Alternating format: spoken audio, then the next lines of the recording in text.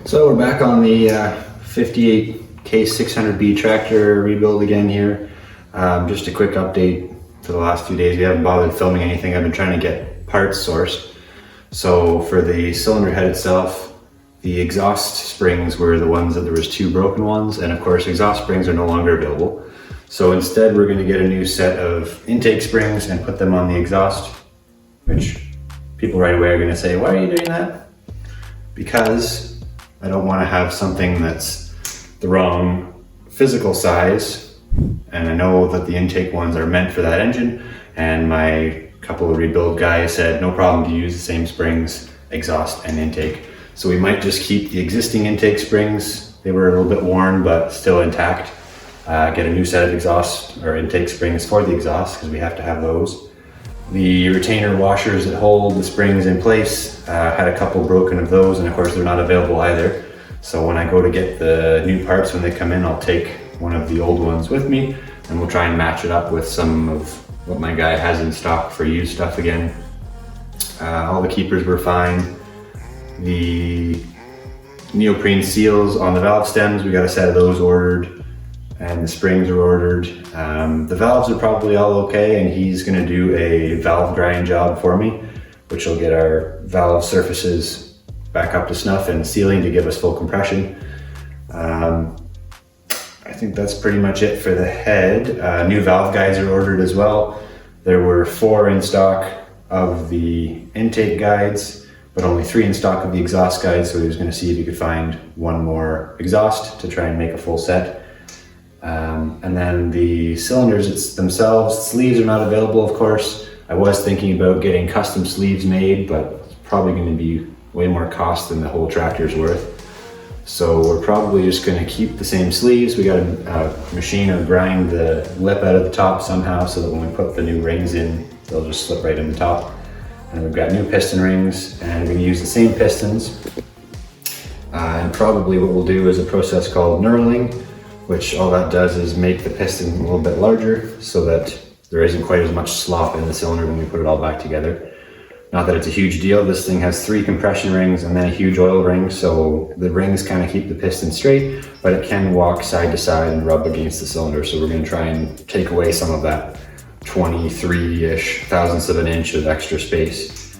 I think that pretty much brings this up. Now we have to check the crankshaft connecting rod journals at some point to make sure that they're still within spec.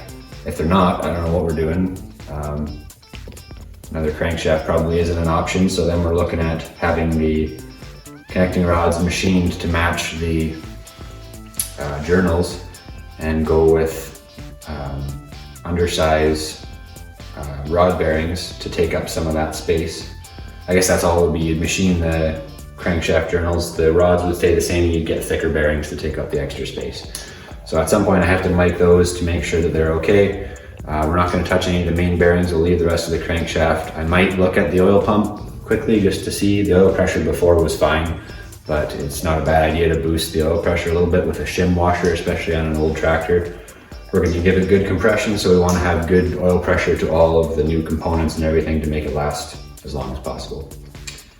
I think that's about it. So what we're trying to do today now though is get the pistons off of the connecting rods so that as soon as I figure out where I'm going to send them, we can take them to get knurled, make them a little larger, and then clean them all up with Varsol and brake cleaner, and then they can get reassembled and the new rings can get put on. And then as soon as we get the cylinders ground out at the top so there's no lip, then the whole bottom end, assuming that the crankshaft journals are fine, the whole bottom end can go back together, and then we're just waiting on the rest of the head rebuild. And I've got the new head gasket and everything already. We'll have some cleanup to do on the block and the cylinder head for the new gasket, but other than that, it's looking like the engine itself rebuild components are in order. It's just going to take time to get the parts, a couple of weeks to get the springs and the seals and the guides. And then once I get those installed, then I can take the head to get the valves ground, and hopefully in between we can get the rest of the cylinders and everything put together.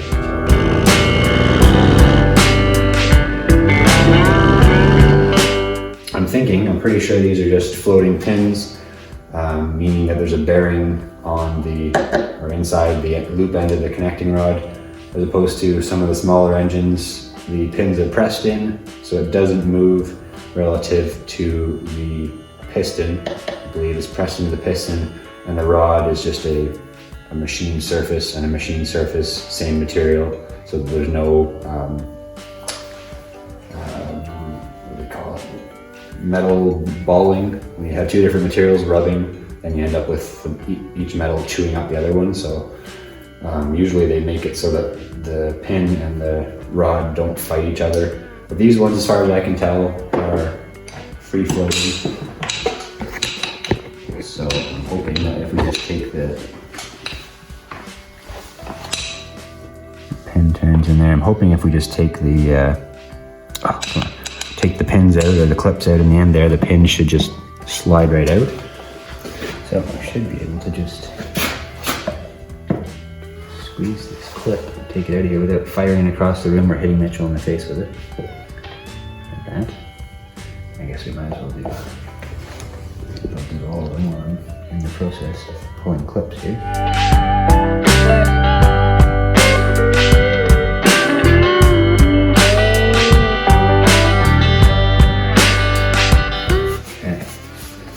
So I think this should just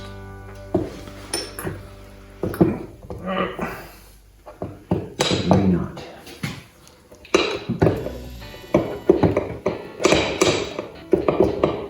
Just thinking about it. Oh, come on, with me, will you? I think we're going to need some kind of a punch. I got a hammer here. I don't know if I have a punch still. So the trick now here though is to not mix up which way these go. I'm probably gonna have to get Mitchell to hold the thing from flopping off the side here. Once you hold the connecting rod down just so it doesn't tip and fall over, and then also probably put a hand underneath to catch the pin. I'm going to hit the floor. Oops. See if we can make this wrench work.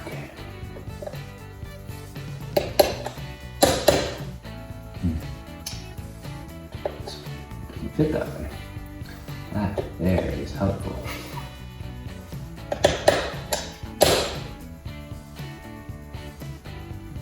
That's gonna work. So what else we got that might do it? If it fit, that is.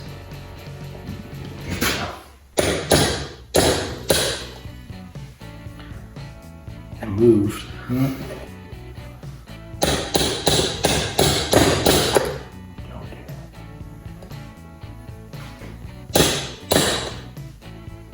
Still moving, or is it stuck? I have no idea. No idea.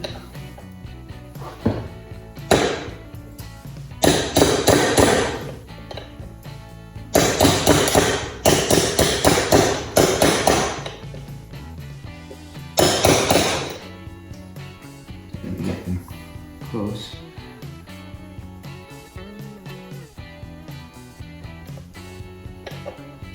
Should be using something that doesn't score the inside of the. What's the fun in that? Of course, wood doesn't have enough. Nice.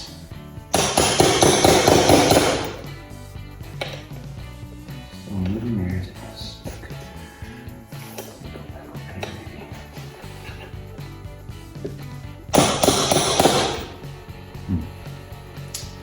Well, it's partway out. Need probably a lot more solid surface than hanging in the air, vibrating like that. Well, even if we take this back a bit. Oh, slide, you sucker. And then yeah, put the piston on there. And then yeah, you're gonna have to try and yeah, if it's still behind the way, yeah, you're gonna have to try and balance it. What if you just use your right hand and put your knuckles underneath, wrap around the connecting rod to kind of keep it Yeah, and then still be ready to catch, hopefully, catch the pin with your other hand. This here. Still a miss. I don't know why it's slipping so bad.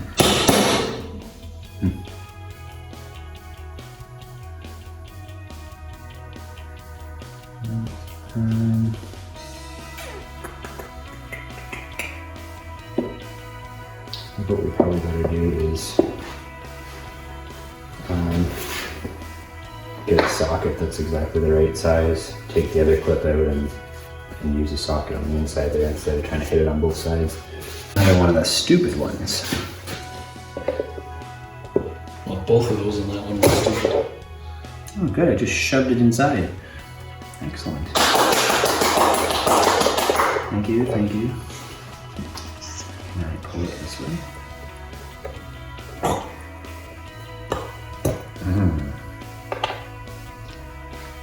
Okay.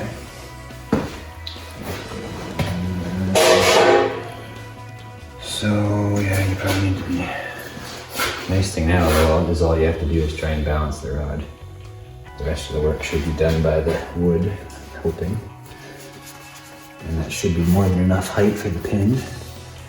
Alright, let's try this here.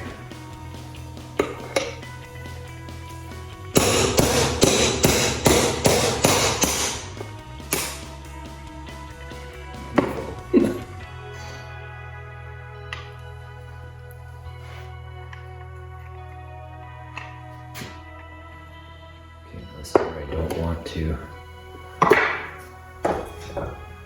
mix up the way that it goes. Because we started with it this way. So it needs to stay the same way. The SDE goes to the front. Not the, yeah. So, I don't know if camera will be able to pick it up, but there's a bronze bushing inside the... Rotate it this way. Which way? This way? This way? This way? This way? This, Yeah, where am I trying to? This way. Inside the loop is brass colored material. Yeah, I think they can see that. It's covered in oil, so that makes it hard, but... So that's the bronze bushing that actually lets the piston pivot on the... They're gonna come out of there now? Of course not. Here, so we can take the pin out of here the rest of the way. We can add another socket. This should work. At the same time. Yeah. I think.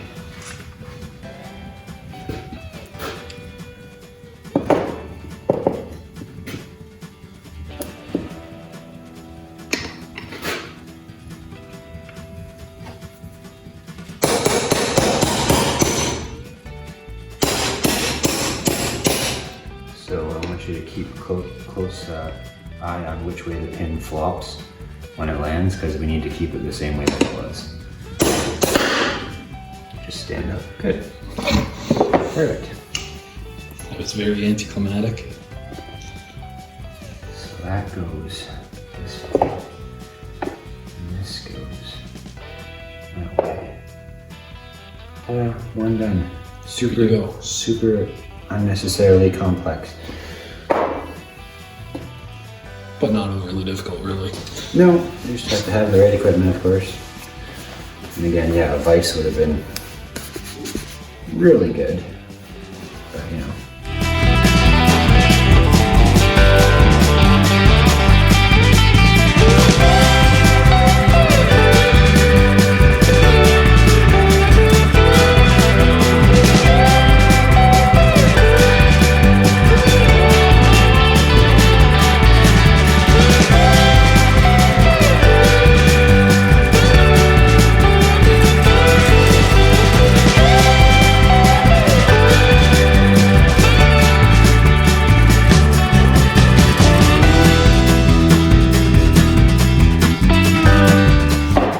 Voila, we're done. Not too bad at all. I guess we can take the rings off, so it'll come off nicely. Okay. So, piston rings should be as easy as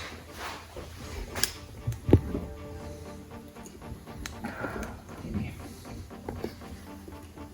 That's not gonna work. It needs to be. Oh my goodness. I hope it wasn't sharp as heck.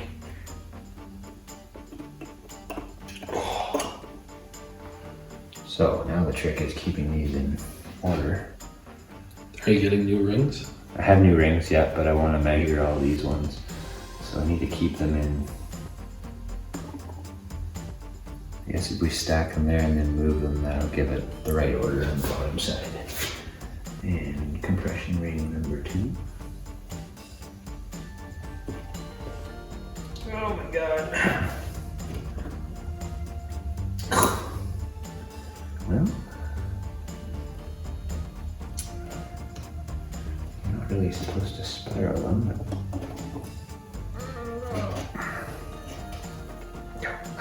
let go.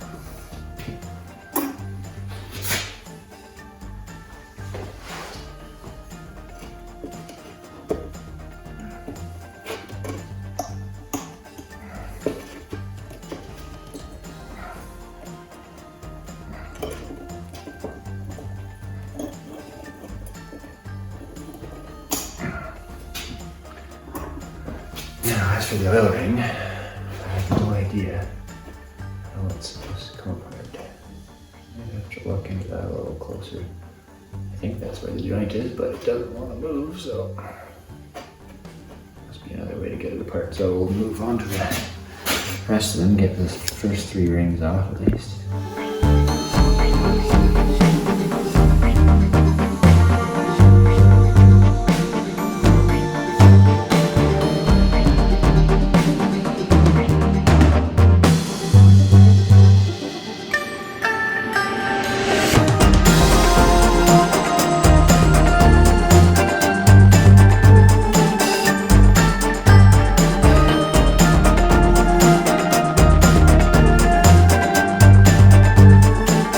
There you go. The pistons have been de-ringed. De-ringed.